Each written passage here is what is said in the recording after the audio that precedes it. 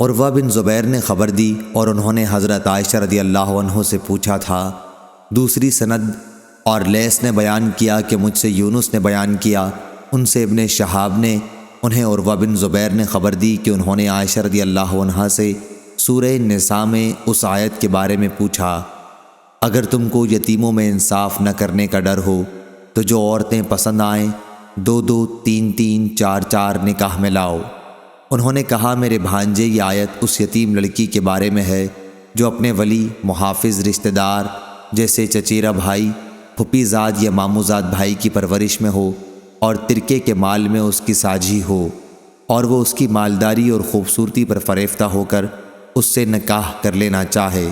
لیکن پورا مہر انصاف سے جتنا اس کو اور جگہ ملتا وہ نہ دے، تو اسے اس سے منع کر دیا گیا کہ ایسی یتیم لڑکیوں سے نکاح کرے، البتہ اگر ان کے ساتھ ان کے ولی انصاف کر سکیں اور ان کی حسب حیثیت بہتر سے بہتر طرز عمل مہر کے بارے میں اختیار کریں تو اس صورت میں نکاح کرنے کی اجازت ہے۔ اور ان سے یہ بھی کہہ دیا گیا کہ ان کے سوا جو بھی عورت انہیں پسند ہو ان سے وہ نکاح کر سکتے ہیں۔ عروہ بن زبیر نے کہا کہ عائشہ رضی اللہ عنہا نے بتلایا، پھر لوگوں نے اس آیت کے نازل ہونے کے بعد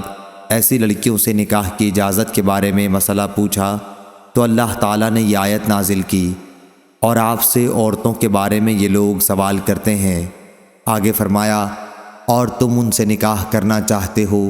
یہ جو اس آیت میں ہے اور جو قرآن میں تم پر پڑھا جاتا ہے، اس سے مراد پہلی آیت، یعنی اگر تم کو یتیموں میں انصاف نہ ہو سکنے کا ڈر ہو تو دوسری عورتیں جو بھلی لگیں ان سے نکاح کر لو۔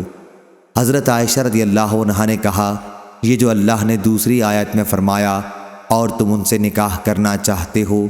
اس سے یہ غرض ہے کہ جو یتیم لڑکی تمہاری پرورش میں ہو اور مال اور جمال کم رکھتی ہو، اس سے تو تم نفرت کرتے ہو،